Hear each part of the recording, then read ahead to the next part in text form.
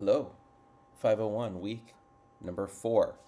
I'm using my fingers apparently so that, I don't know, it's not like I'm going to look cooler. Maybe it'll be a nice screenshot. 4. And you'll be like, oh, that thumbnail, what did Bill talk about when he had 4? This is week 4. Let's go through the simple stuff. You're starting to get a feeling for the course. You have typical readings, you have the Jamboard posts each week. You have Google Educator Level 1 certification review. This week it is Units 7 and 8, bringing student work online and looking at student growth. Keep in mind these are specific to Google tools.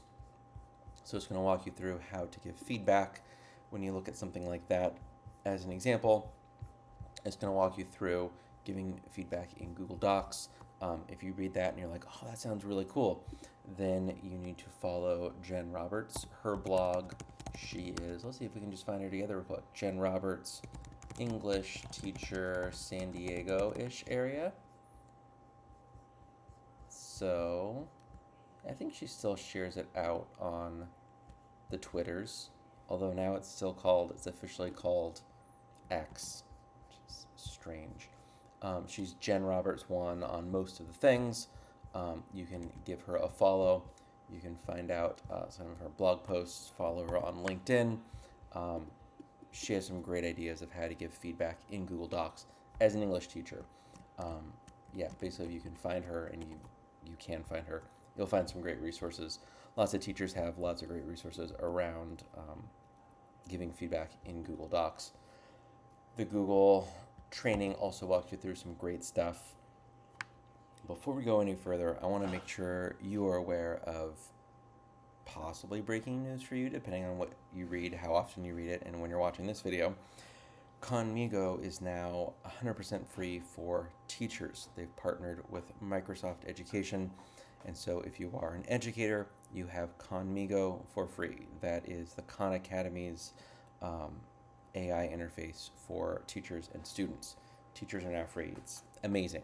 It used to be about $10 a month, and they keep kind of reducing how much it costs until now it's free. If you've not been playing around with writing lesson plans, emailing students or parents, creating rubrics, thinking through a lesson plan, then this is a good time to try. This is a very good time to try. It's super exciting. This is one of those kind of paywalls that I personally have been concerned about. That, yeah, like AI is kind of transforming all the things very, very quickly. But it's going to become not just a digital divide, but like a digital chasm, where it's going to be those that have access to paid generative AI tools and those that don't. And now there's still a long way to go in a lot of ways, particularly with students in Khanmigo.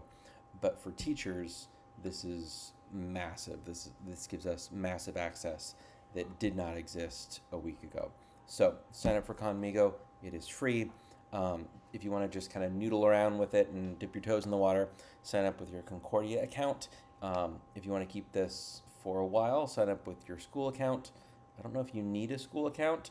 If you want to keep this kind of indefinitely, sign up with a personal email account so that your work kind of continues with you. So kind of however you want to chunk about that, but kind of think about the chunks of Khanmigo and how you might interact with it. But if you're putting in a lot of effort, kind of building out a framework that you're going to want to keep, then creating it with a personal email account, if that's allowed, is going to be a great way to do it.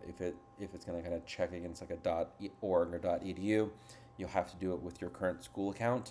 Yeah, it's super exciting news. It's very big news, and yay.